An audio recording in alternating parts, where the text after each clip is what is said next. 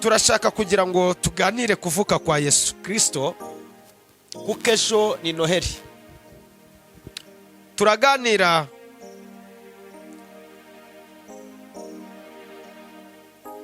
inkuru ya Yesu uko yavutse. Kuri Noheli witeguye kwakira Yesu ute? Saa sita z'ijoro Yesu uramwakira ute? Niho Yesu aratuvukira, niho Yesu, niho turishimira isabukuru ry'umwami wacu Yesu. Ese agiye kukuvukira ukimwemera? Ese tugiye kwinjira mu isabukuru rye ukemera Kristo Yesu umwami n'umukiza wawe mu buzima bwawe? Bahire mwinjire muri Noheli neza. Yemwe abameze nk'abari barwaye mukamutari mwakira mukomere, Yesu ari kumwe namwe. Ingabo z'abambira amahema ku ntera, icyo yavuze ntikizahera. Nubwo ingabo z'abambira amahema ku ntera, icyo yavuze ntikizahera. Nubwo ingabo z'abambira amahema ku ntera yo, icyo yavuze ntikizahera. Umwana yatuvukiye, hazaba igitangaza. Herode ngacura imigambi. Hari ba Herode bacuze imigambi ngo ntuzarangize uyu mwaka, ariko turashimira data kuwurangije. Hari ba Herode babonetse ku buzima bwawe ngo bagukuremo mu buzima, ariko Imana irahagoboka. Ngeza winjire mu kirere cyo kuba connected n'Imana, winjire mu kirere cyo kuba connected na Yesu, winjire mu kirere cyo kumva Yesu muri kumwe. 2025 uzaho mu mwaka udasanzwe ku buzima bwawe. Abandi biratinze, bara abakozi bayo nyakuri bayikoreraga mu kuri, babona ubutayu bubaye ubutayu bwanze guhinduka, bagahindura umuvuno, bagatangira kwiba. Ahubwo ubugingo buhora. Imana ibwira Satani ngo wabubonye umugaragu wanjye w'ubutunganye ukiranuka, hari komanda uraryoshe. Ndagushimiye papa, uri mwiza, amahanga yose akubahe mwisi no mw'ijuru. Bavuye ngo urera, abakomeye n'aboroheje uri hejuru yabo papa, bose bakuramye.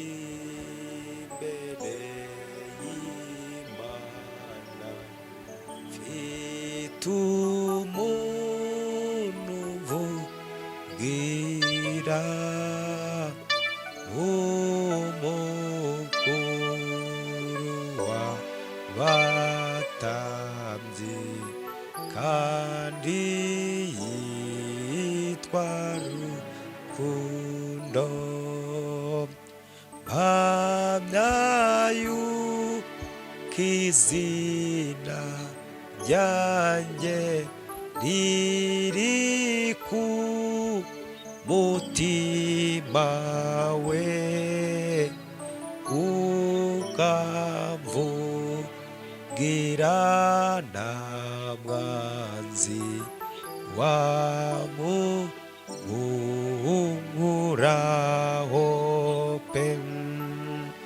Mpamya izina ryanjye riri mu mutima we, ukamvugira nta mwanzi wamunyirukanaho. Satani yanyibukije gukiranirwa kwanjye, ashaka kunyihesha byantumbira mw'ijuru.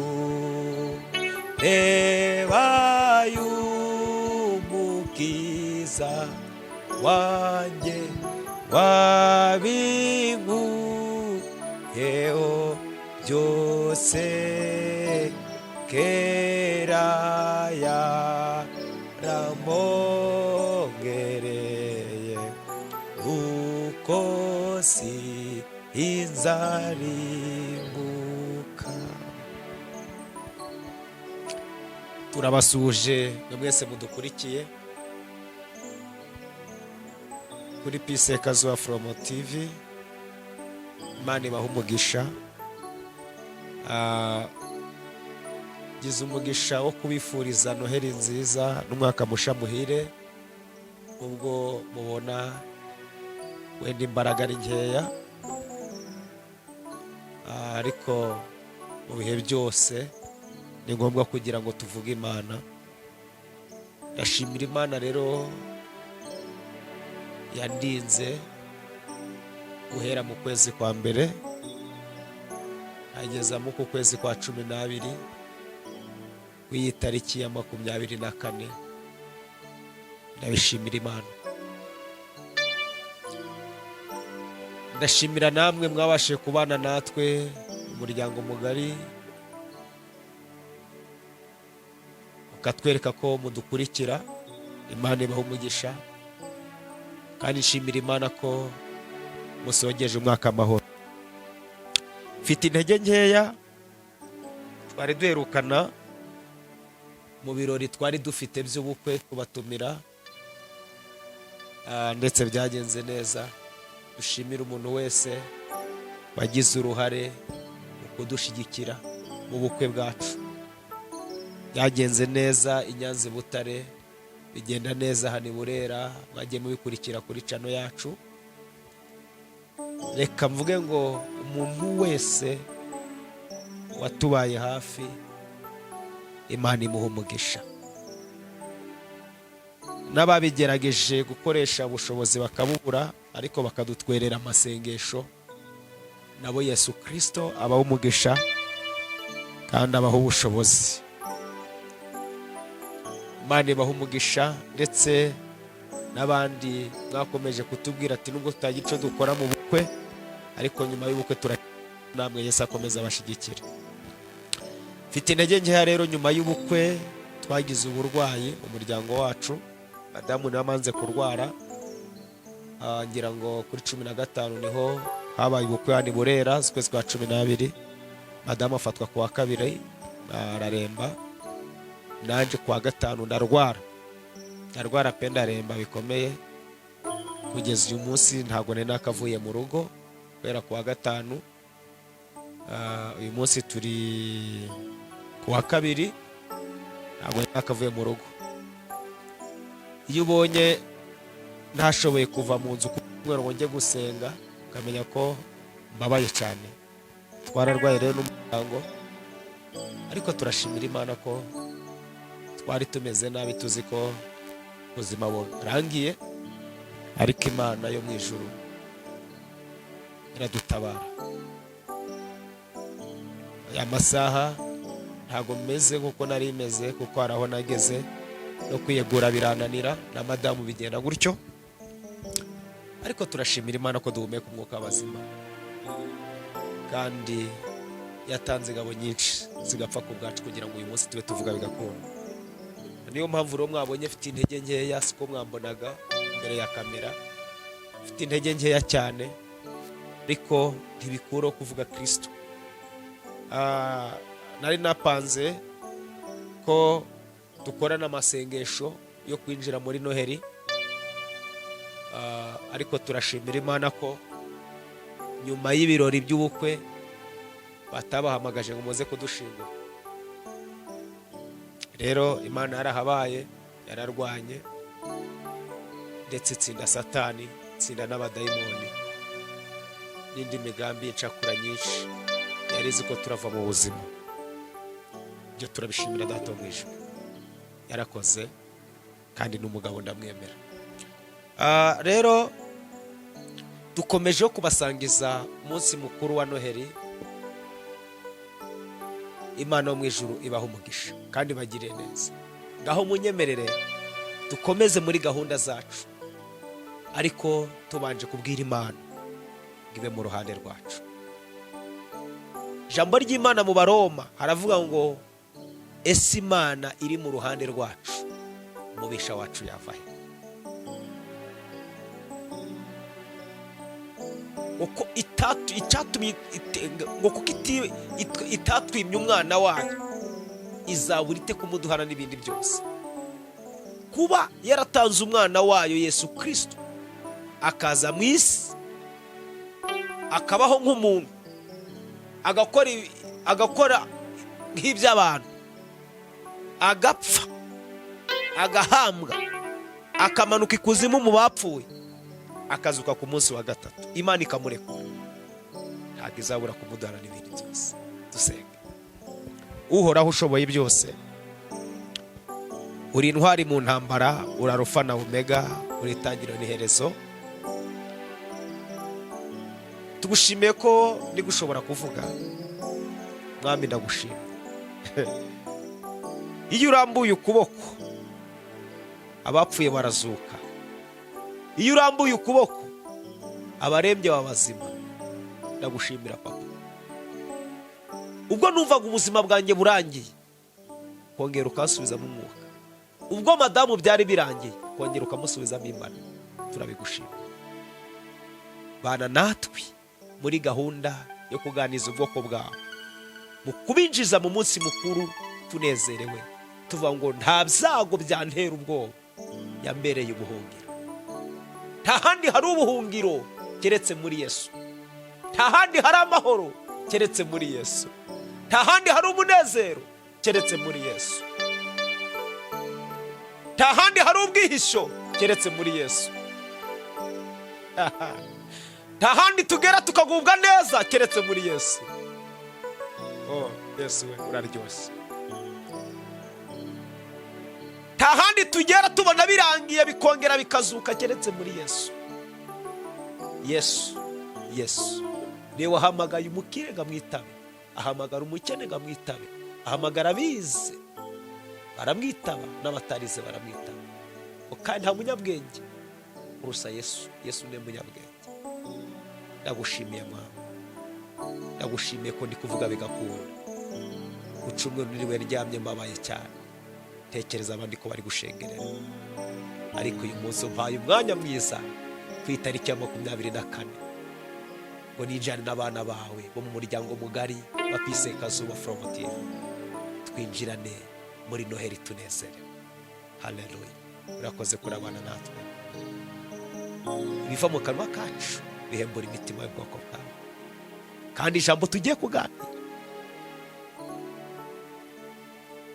ritwubake ritugire neza, mu izina rya Yesu Kristo, amen.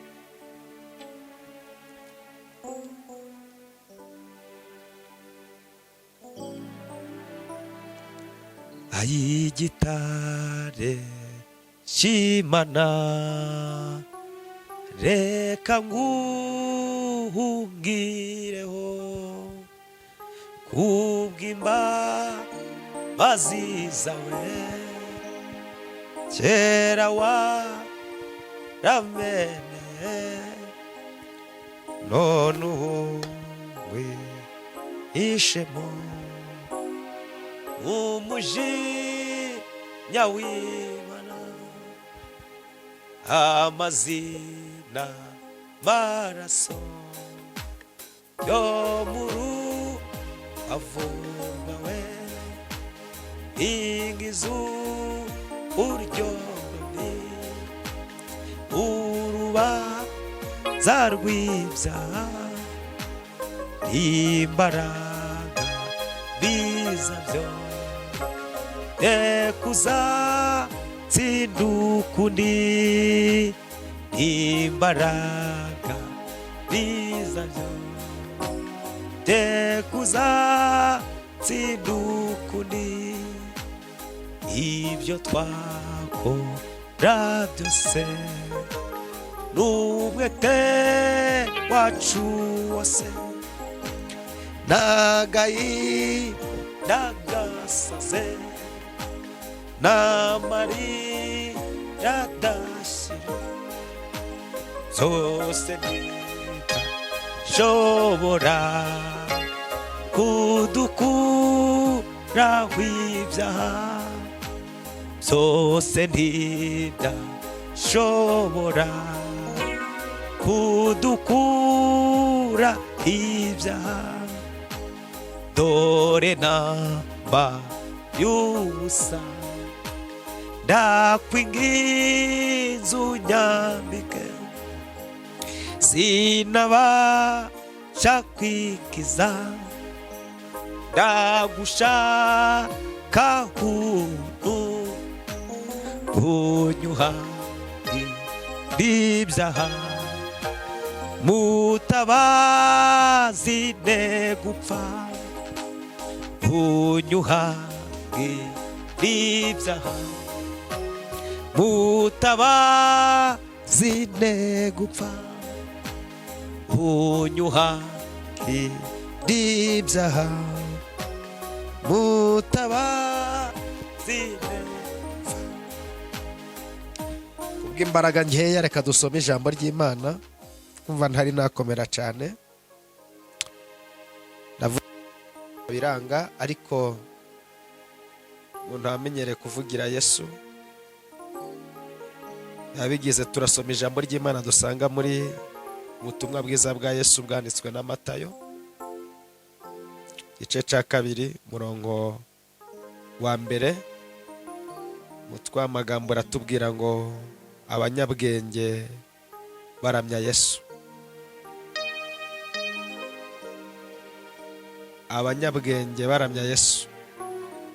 Yesu amaze kuvukira i Betelehemu mu gihugu cy'Iyudaya ku ngoma y'umwami Herode, haza abanyabwenge baturutse iburasirazuba bajya i Yerusalemu.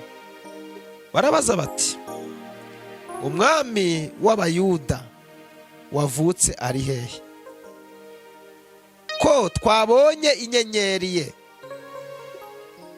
turi iburasirazuba, none tukaba tuje kumuramya. Umwami Herode abyumvise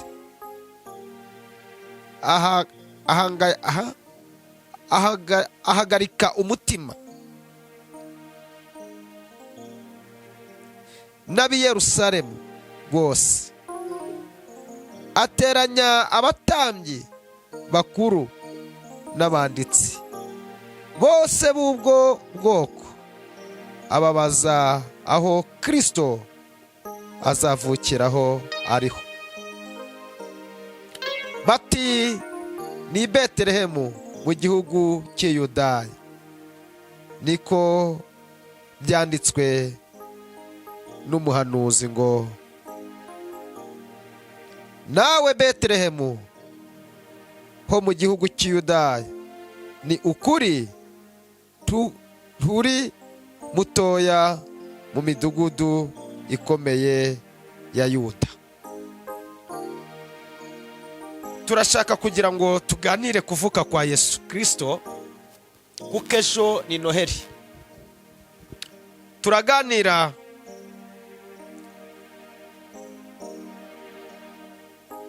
inkuru ya Yesu uko yavutse.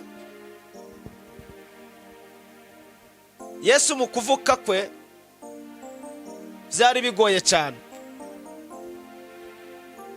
kuko mwibuke neza ko mu bahanuzi bahanuye kuvuka kwa Yesu, umuhanuzi wa mbere wamuhanuye ni umuhanuzi bita Yesaya.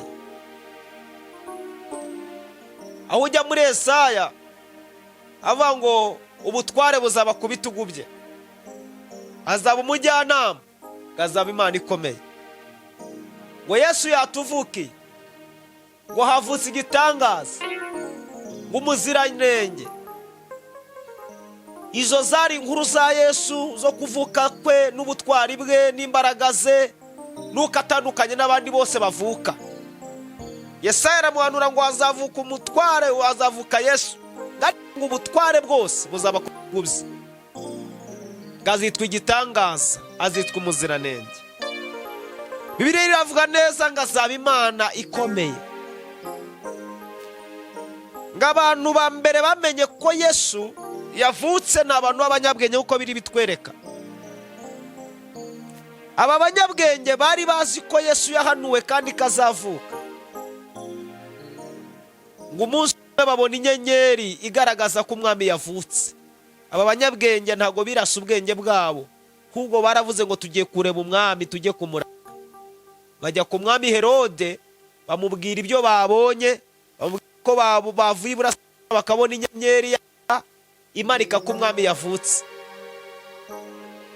Uyu Herode nawe ahinda umushitsi, aravuga ati uwo mwami wavutse ninde?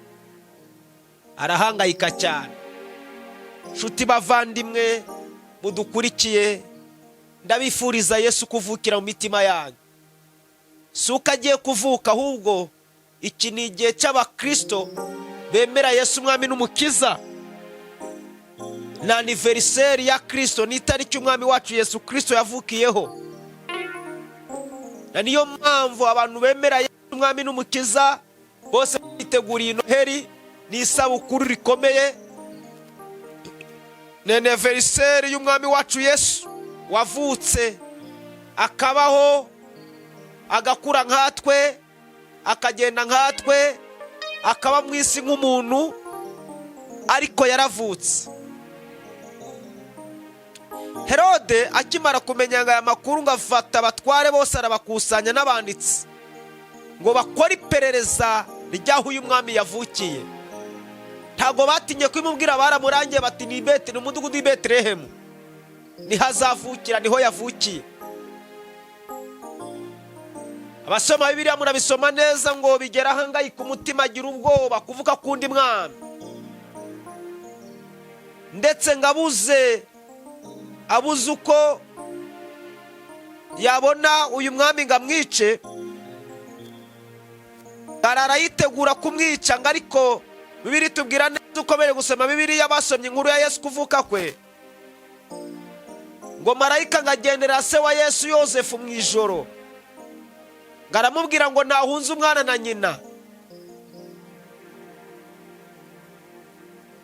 kuko Herode afite umugambi mubi wo kumwica. Yarayategura inama yo kwica Yesu, ngo ariko ijuru rirabireba, rirabyitegereza, ribona imigambi ya Herode, yitegura kwica Yesu.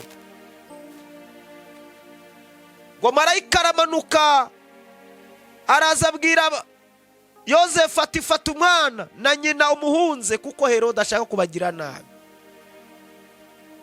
Yosefu afata umwana na nyina abahungiriza muri Egiputa, barahunga mu Misiri. Ariko twabwiwe ijambo rikomeye ngo abanyabwenge baza kuramya Yesu. Witeguye ute kuramya Yesu? Ejo kuri Noheri witeguye kwakira Yesu ute? Saa sita z'ijoro Yesu uramwakira ute? Niho Yesu aratuvukira, niho turishimira isabukuru ry'umwami wacu Yesu. Ese agiye kukuvukira ukimwemera? Ese tugiye kwinjira mu isabukuru rye ukemera Kristo Yesu umwami n'umukiza wawe mu buzima bwawe? Yesu uhagaze ute? Ariko nashimira ko njyewe Yesu agiye kumvukira ntapfuye. Nukuri nari wo kugenda n'ubundi kuvuga nkumvira mu mutwe wapi. Murabizi ndi umuntu uvuga, ufite freedom, ufite morale. Ariko mu mahame yanjye, mu myemerere yanjye, igihe cyose nshoboye kuvuga, nubwo naba ndimo serumo, zavuga Kristo. Mu ntege zanjye, mu bushobozi bwanjye, mu byo nari nariyemeje, ntekereza navanye navuze ngo nzatangira kuwa mbere, ndimo nsangira nganiza abantu ijambo ry'Imana, tushimira Imana ibyo yadukoreye mu mwaka. Byashobora kuba ntabyo wagezeho, ariko ubuzima bwawe uri muzima, usoje umwaka uri muzima. Nene bivuganye n'umukozi w'Imana Pasi, nitugomba kuganiza abantu, tukaganiza abantu, tugafata iminsi 2 tukabaganiza ijambo ry'Imana, tukabinjiza muri Noheri, tukendereye tukazinjira mu mwaka musha. Ariko Satani arafuha arandwanya, anteza uburwayi, rugo rwanjye rwose turarwara, ariko turashimira Data ko tutapfuye. nubwo ejo tutabikoze kuri 23 ariko 24 turi kumwe namwe. Tugiye gushimira Kristo Yesu wacu waturinze, akakurinda mu kwa mbere, akakurinda mu kwa kabiri, akakurinda mu kwa gatatu. Abarozi bagahaguruka akakurinda, abakwanga bagahaguruka akakurinda, inzara igatera akakurinda, bukene bukaza akakurinda, kabura amafaranga akakurinda. Haleluya, Yesu ashimwe cyane. Yesu yaraturinze, mwami w'abami agahora ku ngoma. Yarakoze kutuvukira, yarakoze kutuvukira, yarakoze kutuvukira. Yesu haravuka. Haleluya, nishimwe ry'umwami wacu Yesu Kristo, mwami w'amahoro. Nawe yarakurinze muntu nkurikiye, hari ibyo yakoze ku buzima bwawe. Kabone nibwo byose inzozi zawe zari zarateganyije utabigezeho mu mwaka 2024, ariko haracari ibyiringiro. Icyambere n'ubuzima. Biri jambo ry'Imana ngo haracari ibyiringiro, na igiti cyatemwa cyakongera kigasibuka. Iryo ni ijambo ry'Imana. Twatangiye tuvuga ngo kuko Imana iri mu ruhande rwacu, ubisha wacu yava he? Nubwo badutera baciye iburyo n'ibumoso, nubwo badutera baturutse inyuma, turashima Imana. Noheri nziza kuba dukurikiye, Noheri nziza ku Banyarwanda n'Abanyarwandakazi badukurikiye aho muri mu gihugu cy'u Rwanda, mu ntara enye zigize igihugu cy'u Rwanda n'umujyi wa Kigali. Abadukurikiye bari mu ntara ya diaspora, mwese Uwiteka akomeza abahire, mwinjire muri Noheri neza. Yemwe abameze nk'abari barwaye mukamutari mwakira mukomere, Yesu ari kumwe namwe. Ingabo z'abambira amahema ku ntera, icyo yavuze ntikizahera. Nubwo ingabo z'abambira amahema ku ntera, icyo yavuze ntikizahera. Nubwo ingabo z'abambira amahema ku ntera yo, icyo yavuze ntikizahera. Umwana yatuvukiye, hazaba igitangaza. Herode ngacura imigambi. Hari ba Herode bacuze imigambi ngo ntuzarangize uyu mwaka, ariko turashimira data kuwurangije. Hari ba Herode babonetse ku buzima bwawe ngo bagukuremo mu buzima, ariko Imana irahagoboka. Ndashaka kukubwira ngo Imana iracyari Imana. Imana yakurinze ba Herode mu uyu mwaka 2024, iracitwa Imana. Hari ibyo yiteguye gukora muri 2025. Bwana asifiwe. Hari ibyo yiteguye gukorera ubuzima bwawe. Ba Herode barahagurutse, baducukuriye inzobo, baduteza amambushe mu nzira, batwereje amahembe n'ibitega, ariko Yesu arahaboneka. Reka ngutangarize ijambo rikomeye ku buzima bwawe wagize Herode, ariko najya kukubwira ngo Herode umugambi ntago wahamye ku buzima bwawe. Ntago Herode yahamye, ntago umugambi wahamye, nta nubwo umugambi wahamye ku buzima bwanjye n'ubwawe. Yaraturinze Kristo. Imana yatanze abamarayika baratubwira ngo ntimucano Herode arahari. Haleluya. Batanze imishubuka zo kuga, ariko urazisimbuka. Hereza Imana icyubahiro ko Yesu yakurinze ukabugeze kuri Noheri uri amahoro.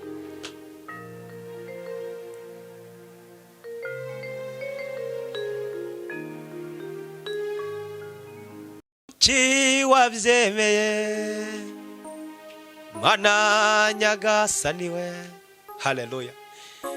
Hari ba Herode babonetse, hari ba Herode b'ubukene, hari ba Herode bakugenda ku manywa na nijoro, ariko Imana iri mu ruhande rwawe. Imana yarakurinze. Yesaya 57 aravuga ngo kuko umwami Imana azantabara, nico gituma ntamwara, nico gituma nkomera, mu maso yanjye akaba nk'urutare.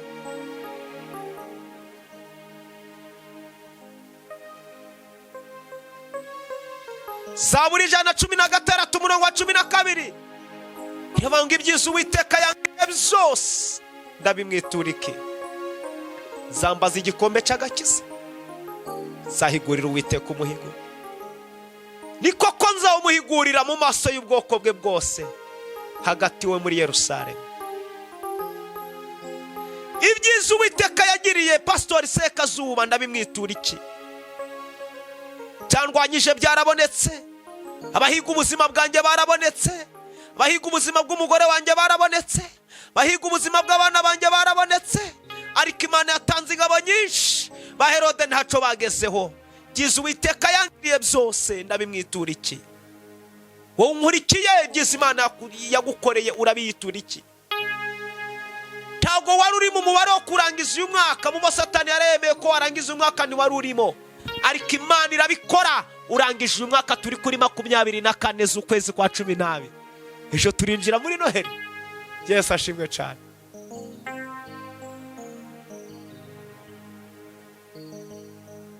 Byiza Uwiteka yangiriye byose ndabimwitura iki? Nzambaza igikombe cy'agakiza ke, nzahigurira Uwiteka umuhigo, ni koko nzawumuhigurira mu maso y'ubwoko bwe bwose. Ibyiza Uwiteka yangiriye byose ndabimwitura iki? Nzambaza igikombe cy'agakiza ke, nzahigurira Uwiteka umuhigo, ni koko nzawumuhigurira mu maso y'ubwoko bwe bwose. Abiringira Uwiteka Imana bameze nk'umusozi Siyoni utabashika kunyeganyezwa, ahubwo uhora uhamye iteka ryose. Abiringira Uwiteka Imana bameze nk'umusozi Siyoni utabashika kunyeganyezwa, ahubwo uhora uhamye iteka ryose. Iyo uri mu bibazo inshuti zimwe zirakureka, bavandimwe barakwanga, ariko Yesu ntajya kureka. Yesu ni intwari mu ntambara, n'umugabo udatsindwa, nubwo intambara zikomeye Yesu araje azirangize. Iyo uri mu bibazo inshuti zimwe zirakureka, bavandimwe barakwanga, ariko Yesu ntajya kureka. Yesu ni intwari mu ntambara, n'umugabo udatsindwa, nubwo intambara zikomeye Yesu araje azirangize. Abiringira Uwiteka Imana bameze nk'umusozi Siyoni utabashika kunyeganyezwa, ahubwo uhora uhamye iteka. Noneho ndaca umubabaro untwaye, kuko nzawibagirirwa kwa Yesu, ngo ngifite kubabazwa mu isi, ijuru nta mubabaro n'urupfu. Ba Herode barahaguruka, ariko Mana we, ibyiza wangiriye nibihe? Ibyiza wangiriye byose ndabikwitura iki? Imana izahanagura amarira, zamvanaho umubabaro wose. Imana izahanagura amarira, zamvanaho umubabaro wose. Imana izahanagura amarira, zamvanaho umubabaro wose.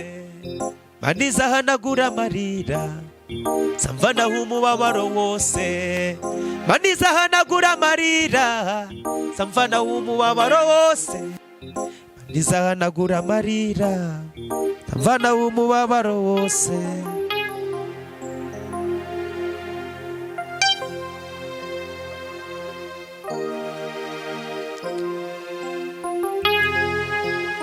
Herode abonye byamucanze, atanga itegeko ryo gufata abana bose bakiri batoya ngo babice. Ariko marayika yari yaburiye Yesu. Umugambi wa Herode ntiyawugeraho. Hari imigambi ba Herode basinyiye ku buzima bwabo, ariko turashimira Imana ko umwaka urangije. batawugezeho. Imana yakurinze ikagufata ikagushyira mu ruzitiro kugira ngo ntihagire umwanzi urugukuramo. Izakurinda na 2025. Izakurinda. Yesu aravuka, avukira kugira ngo tubeho. Arakura agera n'igihe yatwitangira ku musaraba, arapfa, arahambwa, amanuka ikuzimu mu bapfu. Ariko turashimira Yesu. Noheri nziza ku muntu wese ukurikiye uyu munsi wa none. Noheri nziza ku babyeyi badukurikiye. Noheri nziza ku bagabo. Noheri nziza ku bapapa, abasore, abakobwa. Noheri nziza. Yesu yatuvukiye, mureke tumuramye, reka tumushimire. Reka uyu munsi wa none irisengesho rikubwire ngo niki watanze kugeza ku iyi tariki. Benshi barapfuye, benshi ntibakiriho, benshi ubuzima bwarambuwe. Isi yacu iragenda yirukanga, ifite umuvuduko uteye ubwoba. Satani aragenda yigaruza umubare mwinshi ku isi. Ese uri muri bamwe basogeje uyu mwaka Satani yarakwigarurije? Reka wongere ugaruke, kuko nta kiza cyo kubana na Satani. Kabiri, ese uri muri babandi Yesu ari kwirata ku mwaka urangiye bataramuvuyeho? Niba uri muri babandi Yesu ari kwirata, uzamura icyo bavuga ngo warakoze Yesu kuba ngiri kumwe nawe. Hari abarimbyi bari bakurusha, Satani yigarurisha. Hari ababwiriza butumwa bari bakomeye, Satani yigarurisha. Hari abahanuzi bahanuraga, Satani yigarurije. Uyu mwaka batakiri kuri hiti, batakivugwa. Hari ababishopu, Satani yigarurije. Ariko wowe, niba uyu mwaka tugeze ku itariki kuganirijeho, ukiri mu buntu bw'Imana, aho waba uruhereza Imana icubahiro. Kandi nawe unkurikiye, Satani niba arakwigarurije, gerageza uhereye ku itariki ya 24 utangire ukandi ngo Satani yakuzirikishije, utangire uzinyeganyeze, umucike. Winjire muri 2025 waciye iyo migozi.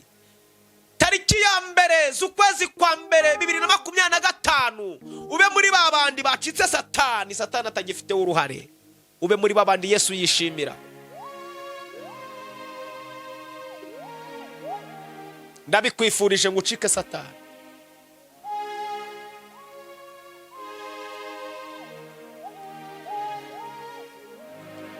Rekube muri babandi Satani agiye kumva ngo bamutorotse, babandi Satani atagifite ubutware.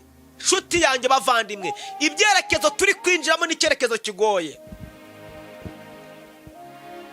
Ayisi yacu iri kwerekera ntari heza, n'ahantu habi. Natangije mabwira ngo ahantu heza ni muri Yesu. Yesu ni ufite ubuzima. Umaze umwaka utisengera, kangaruka ku iki kintu wiruka ku bahanuzi ngo bagusengere.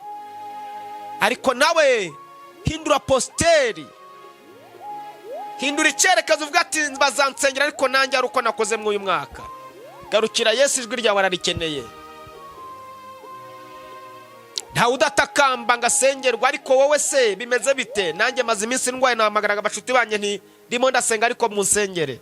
Ariko nagerageje, nawe gerageza. Nta wigira, nta n'umuntu wigombora, nta n'umuganga wivura, avurwa n'abandi. Natwe dusengera abantu, ariko iyo turwaye hari aho tujya tugatabaza abandi bati musenge. Ariko gerageza, gerageza winjire mu kirere cyo kuba connected n'Imana.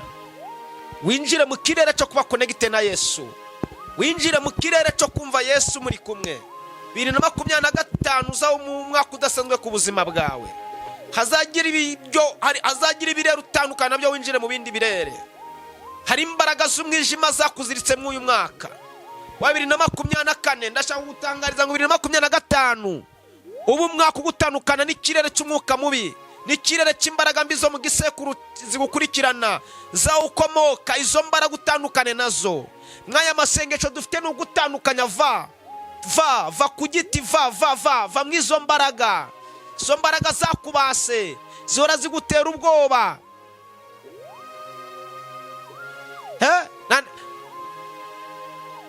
Niba unaniwe kuhanura, niba unaniwe kugira senga isengesho ryawe ritoya, uvuga ati Mana, uyu mwaka wa 2025 ndashaka umuntu udasanzwe, ndashaka kugendana na Yesu.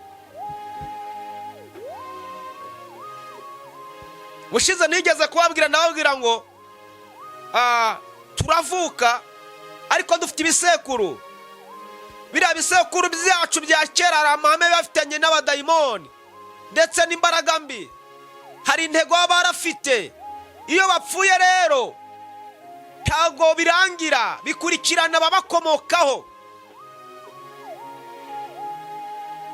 Ikirere cy'umwijima gihora kiwukurikirana kuko bari abapfuye batizeye, bafite indagano bari baragiranye n'ubutware bw'umwijima.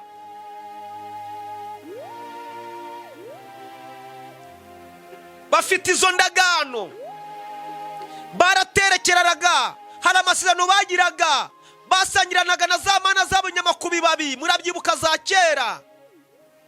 So mbaraga rero niba zarakomeje gukurikirana utari watandukana nazo, uyu mwaka 2025 utandukane nazo. Niyo masengesho yacu, turi kwinjira mu kirere gisha cya 2025. Ibyo utabashije kugeraho 2024 ndatangariza ubuzima bwawe. Haleluya! Ndagutangariza ngo Yesu yatuvukiye, turi mu isabukuru rya Kristo.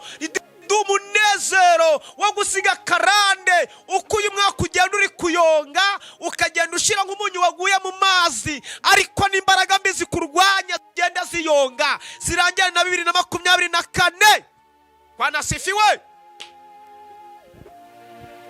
Ndwaye ku mubiri ariko mu mwuka ntago ndwaye.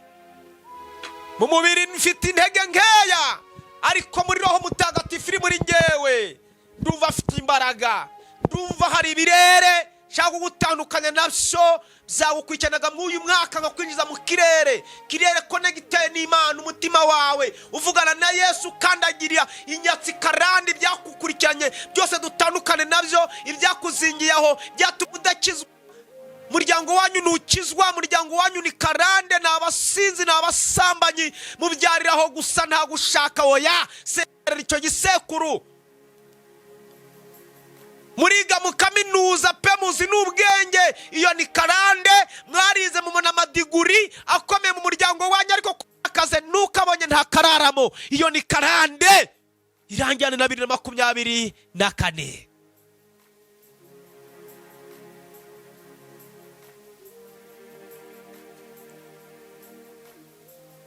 Uri mu bantu bafite ubwenge, bapanga imishinga, business nziza urazitegura, ariko wapi uzitegura abandi bigacamo, wazitegura bikanga, birangirane biyongane n'uyu mwaka 2024.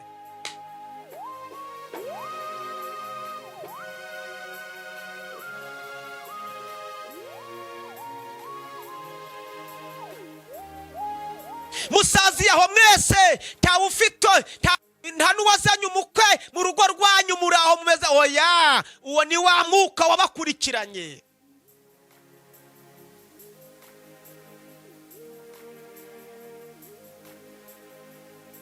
Urapanga gushaka bikanga, byagera kuri vo bikanga. Oya, ndagutangariza mu butware bw'Imana yampamagaye, reka ngutangarize ikintu gikomeye ngo uko ndi imbere yawe, uko ngutunguye ukibona iyi video, ariko uyu mwaka 2024 urangirana n'ibintu bye bitakorwa, bitagenda, ibyo bitagenda. No, uyu mwaka 2025 ukubera umwaka w'amateka atandukanye nayo wahuye nayo.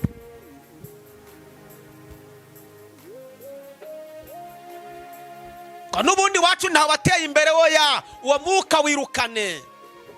Vuga ngo warangiye.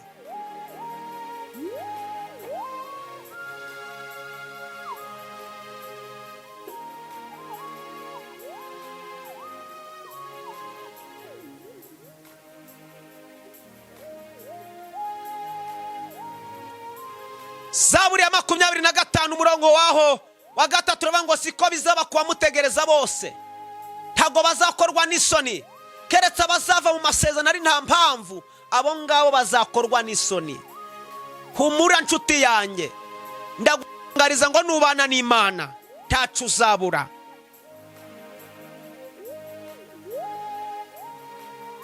Umuryango wanyu ni abasinzi, ni abanywi b'urumogi, bana barakunaniye, niba unkurikiye upfuka muvuge ngo barangirane n'uyu mwaka. Ibyo bibakoresha urwo rumogi barangirane no kurunywa n'uyu mwaka. Mwaka binjiyemo babarokore, baba bana beza.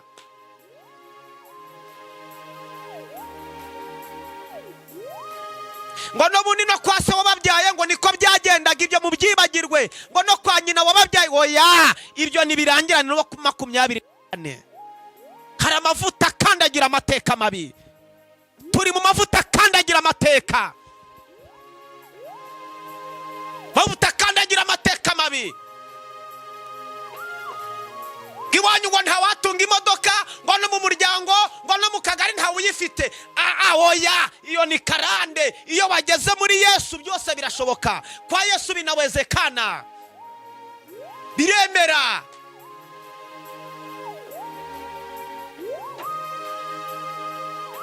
Ngo ndagakiza kaboneka, oya. Iyo byashobotse, iyo byabashobotse, Yesu iyo yahageze mubyara padiri, mukabyara pastori, umvasha, iyo Yesu yahageze byose birashoboka.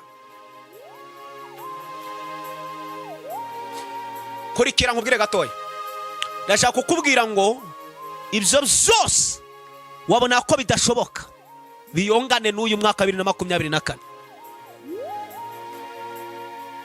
Pe ugira ubuntu, urakora, nta nubwo uri igisambo, nta nubwo uri ingungu, uranafasha mu mafaranga ubona ariyo gutera imbere byaranze. Oya, uyu munsi hari dodani igomba kuva imbere yawe.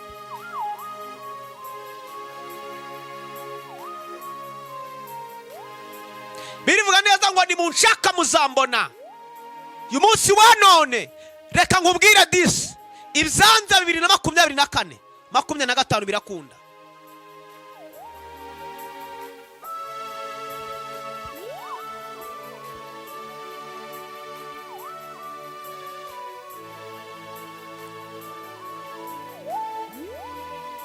Kandi kiruta byose ndakwifuriza ngo 2025 wuzura agakiza, muzura umwuka wera, muhanure bandi muvuga ijambo ry'Imana. Uko ijambo ry'Imana ava neza ngo bamwe nzabagira abahanuzi, abandi abungeri. Ntabwo abantu bose bazabahanuzi. Nubwo iki dufite turi mu cyerekezo abantu bose bashaka kwitwa abahanuzi, oya.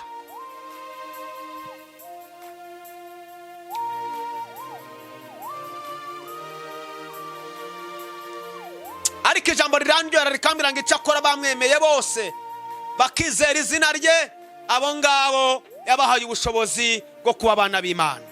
Ndakwifuriza ngo niba umaze uyu mwaka urangiye warasubiye inyuma, kambi kwingingiremo gatoya, warasubiye inyuma, waragize intege nkeya, waratandukanye na Kristo, reka nguhamagarire ngo kubwo kwifuza kuba kubw'isabukuru rya Yesu Kristo unyemerera uyu munsi uvati Yesu, kera nagendanaga nawe, ariko mw'iyi sabukuru yawe, mw'ibirori turimo bya Yesu Kristo, reka nongere mugarukire. Wongere utera intambwe, ugaruke, ukizwe, ureke icyana igisa nacyo. Ndaguhamagarira kugira ngo Yesu Kristo ate mu mutima wawe aguha amahoro. Ndaguhamagara kugira ngo Yesu Kristo abe muri wewe, aba ari wowe ugukoresha, aguhindure, ahindure ubuzima bwawe. Yesu Kristo aguhe kunyurwa, Yesu Kristo aguhe confidence, kwizera. Bantu kwizera kurabuze, bantu bari kugenda ngo Imana yaravuze ngo yaratinze, oya, ni ukwizera kwanyu gukeya. Bantu bavuze ngo oya, ngo ningo, bantu bafashe ibyemezo byinshi. Yesu aravuga kandi agasezeranya. Habakuki avuga ngo iki? Habakuki 2, Muhanuzi Habakuki avuze ngo igice cya 2, yaravuze ngo nzahagarara ku munara ndindire, nzarangaguza ndeba hari, nzumva ko bw'icyo namuganyiye, ngo naho byatinda kuza ko bizaza ntibizahera. Yesu ashimwe cyane. Naho byatinda,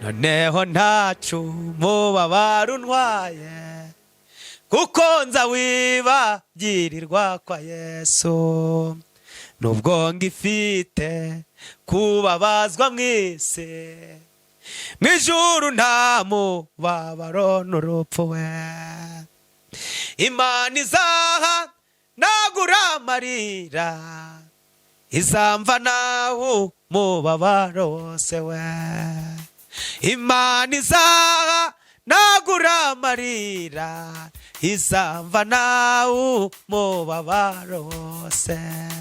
Ashira nigiye gitumura bugacawa, noneho nkara bika umutwe wanjye urirwa rubavu rwa Yesu nkunda. Mw'ijuru niya sagera ibyaha, nico gituma huzuye amahoro we. Ijuru niya sagera ibyaha, nico gituma huzuye amahoro. Mw'ijuru niya sagera ibyaha yo, nico gituma huzuye amahoro we. Mw'ijuru niya sagera ibyaha yo, nico gituma huzuye amahoro. Mw'ijuru niya sagera ibyaha, nico gituma huzuye amahoro. Umubabaro n'uw'igihe gito, ijoro naryo ry'igihe gitoyo. Ndirira kenshi muri iyi si ndimo, ariko nuko ntarabona Yesu. Hazaba w'igitondo gihoraho, nibwo ntazongera kurira ukundi. Hazaba w'igitondo gihoraho we, nibwo ntazongera kurira ukundi we. Hazaba w'igitondo gihoraho, nibwo ntazongera kurira ukundi we. Hazaba w'igitondo gihoraho, nibwo ntazongera kurira ukundi we. Hazaba w'igitondo gihoraho, nibwo ntazongera kurira ukundi we. Hazaba w'igitondo gihoraho, nibwo ntazongera kurira ukundi pasi we. Hazaba w'igitondo gihoraho, nibwo ntazongera kurira ukundi pasi we. Hazaba w'igitondo gihoraho, nibwo ntazongera kurira ukundi.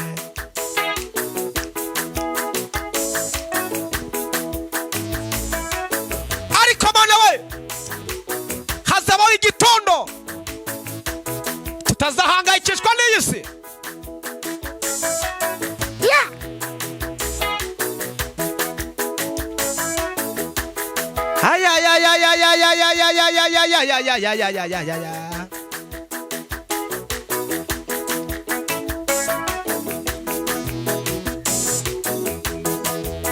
Hazabaho hayo, hazabayo weya, hazabayo we, hazabayo weya. Zabona ibirori, zabona Imana Data, zabona Yesu wanjye, zabona yo na Data, zabona Yesu wancunguye maze akamvukira uyu munsi. Zabona yo umwami wanjye, zabona yo Yesu mwiza, Yesu wancunguye. Nimara kugera mw'ijuru, zabona Imana Data, zabona Imana Data sha, zabona Imana Data. Ntabwo nzongera kurira, sinzongera gushavura, ntabwo nzongera kurira, sinzongera gushavura, sinazongera korera we. Ntabanzi bazanyangayo, ntabarozi bazandoga, ningerayo mw'ijoro ntabibi bizabayo. Zafata inanga gitari, zahogoza ndirimbe, zabona Imana Data, ningera mw'ijoro zabayo. Ibirori bikomeye kubera bimana, ibirori bikomeye kubera bimana we, zacurangana na Mose. Pindukire mbone Eliya, tuzahoberana ati warakoze mwana wacu we, isi iraruhije. Hayayayayaya, ngo ndetse abamarayika ngo bahora bafite amatsiko, ndetse abamarayika we bahora bafite amatsiko yo kuzabona uzagera mu ijoro, bahora bafite amatsiko yo kuzabona uzagera mu ijoro. Kuko iyi si dutuye maze umugabo uyirimo, kuko iyi si dutuye maze umugabo uyirimo ngo yitwaga Rusofero, yarwanye intambara mu ijuru imara amasaha 3, yari yanze kumanuka, yari yanze kumanuka, yari yanze kumanuka. Bamarayika bararwana biranga biracika, data yari yicaye maze arabihorera. Rusofero ari dedembya ngo yabakubise, data barahagurutse, data barahagurutse, yamukubise umugeri umwe hamwe n'urushina kupe. Satani ati ijuru ndarisezeye, mureke nimanukire, niba umugeri w'Imana umeze utya ntago nahaguma. Gakigera mu isi Imana iratangara, iravuga ngo wasiwe ugushize ishano, icyo kigabo n'icyakavuyo, icya kigabo kirwanya amahoro. Bona niyo mpamvu abamarayika bafite amatsiko yo kuzabona uzanesha Satani akagera mu ijoro. Ariko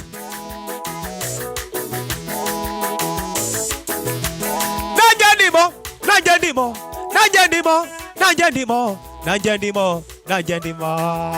ariko nawe tulibole vosala kitaya boneta ifosila bo.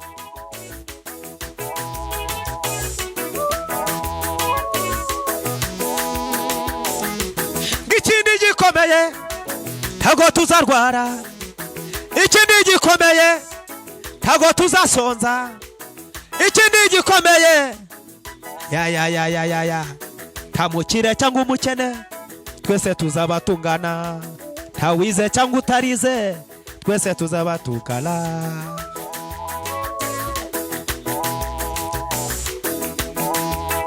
Ariko baba Imana yo, Imana we, Imana we, Imana we, Imana we zayireba. Ha! Gwari umugo mwanejeje ngayikose ku mutima, ngagize ubwuzu bwo kuvugana nayo, arayibwira ngo ndashaka kuraba mu maso hawe. Umugabo yitwaga Mose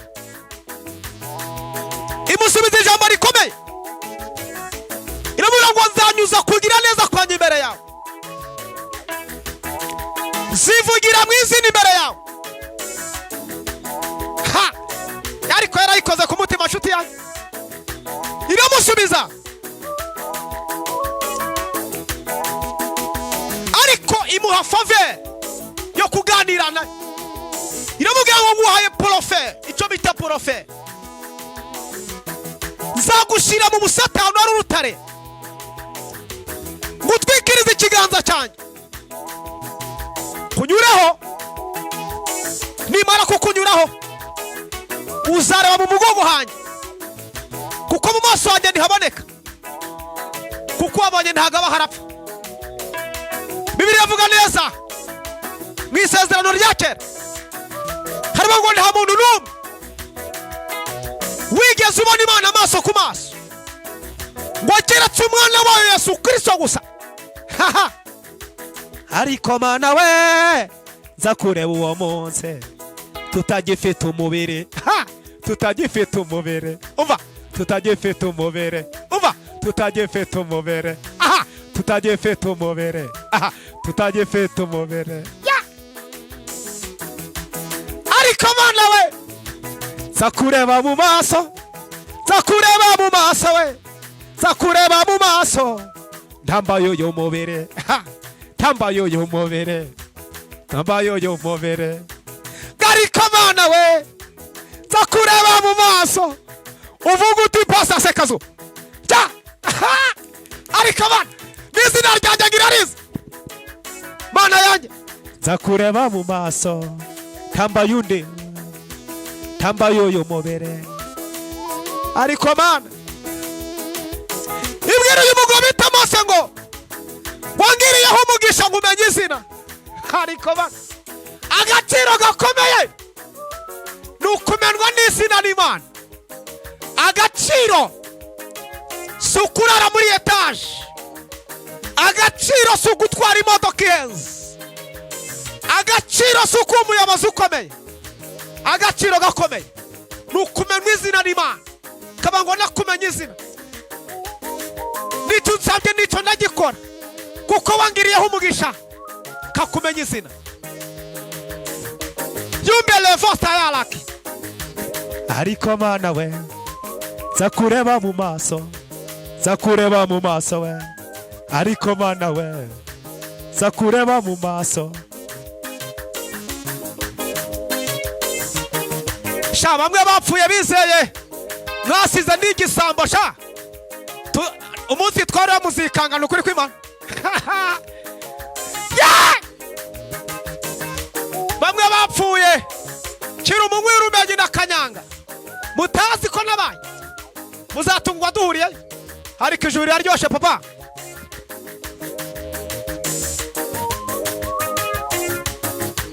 Zakureba mu maso, zakureba mu maso, zakureba mu maso.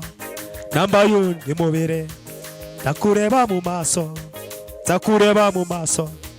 Bila fokita yaba wakunze abari mwisi cyane, cyatumye itanga umwana wawe ikinege kugira ngo umizera wese ataribuka, ahubwo ahabwe ubugingo buhoraho. Kuko Imana ikunda abari mwisi, cyatumye utanga umwana wawe kugira ngo umizera wese ataribuka, ahubwo ahabwe ubugingo buhoraho. Imana ibwira Satani ngo wabubonye umugaragu wanjye wamutunganye ukiranuka. Ariko Mana uraryoshe, ndagushimiye papa, uri mwiza. Amahanga yose akubahe mwisi no mw'ijuru bavuye ngo urera. Abakomeye n'aboroheje uri hejuru yabo papa, bose bakuramye. Turagushimiye Mwami, turagushimiye Mwami. Uri Imana itananirwa. Tila popeke foleta sancrere. Zagushima, watuvanye kure, twibutse iminsi ya kera, tukuramburiye amaboko, tukuramburiye amaboko. Twibutse iminsi ya kera tuvuga ngo himbazwa Yesu. Twibutse iminsi ya kera turwaye amavunja. Twibutse iminsi ya kera baduhanura kwishuri bakadushiramo itabi n'urusenda. Twibutse iminsi ya kera tujya kwiga nta kabutura twambaye imipira miremire, bakadukubura bakatureba ubwambure. Ariko wari uzi ko uyu munsi tuzakuramya Mwami. Urera ndakuramishe ko uyu munsi mukuru twinjira muri Noheri gutaramiye nca, vuga ngo urera Mwami, urera papa, urakoze kubikoze. Bana natwe twese, amen. Turabashimiye cyane nako kari gaciyemo. Mukanya turagaruka neza mu murya neza, ariko Imana ibaha umugisha. Twari mu ijambo donko hari cyo nishakaga mu mitsi kugira ngo numve uko nagiye mvuga Imana niko uburwayi bwagiye bundekura. Nibuka natwawe kera kandi nabwiye ko navuga cyane, ariko sinzi uko bije. Rero Bibiri ivuga neza ngo nugenda muri Yesu ntago turabacu ngo twigenge mu mubiri, twumva tunaniwe, ariko Imana yo idutiza imbaraga. Imana ibaha umugisha. Reka dusenge rero, kandi nkubwira ngo turi ku ntego ivuga ngo uko uyu mwaka uri mugenda ugera ku ndunduro, ariko nibyo bigutsikamiye bigera ku ndunduro. Tukubone muri comment utubwira ngo birangiranye n'uyu mwaka 2024. Ndifuza abantu amashimwe akomeye kuri channel yacu, mwandikemo muvuga ngo ndanje, wandika uti nanjye ndi mu bantu bagiye gushima mu uyu mwaka. Mwaka arakubabaje 2024 2025 kubera umwaka amashimwe, kubera umwaka w'impano. Reka dusenge ho Imana mu ijuru ikomeze bashikire, bagire neza kubwa amasengesho n'ijambo Imana iduhaye ku uyu munsi mukuru. Imana ibane namwe mu izina rya Kristo Yesu, amen. Imana ishobora byose, data mwiza, wakoze kubw'abana dukurikiye, abari hafi n'abari kure bumva ururimi rw'ikinyarwanda, komeza ubiteho kandi ubagire neza. Urakoze mwami, tanga umugisha binjire muri Noheri neza. Ndabasengeye cyane kugira ngo Yesu Kristo avukire mu mitima yacu, ntibibe kubyumva by'umuhango, ntibibe kuvuga ngo nibyo tumenyereye, hubwo avukire mu mitima yacu, twumve ko katuye mu mitima yacu katurimo. Urakoze mwami, mu izina ry'Umwami wacu Yesu Kristo w'i Nazareti, amen.